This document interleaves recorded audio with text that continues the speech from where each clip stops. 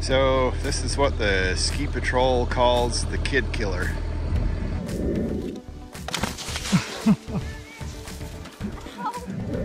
I guess had quite a few broken bones come off this little bump, so they asked me to knock it down tonight, so we'll make a couple passes at it and see if we can knock it down.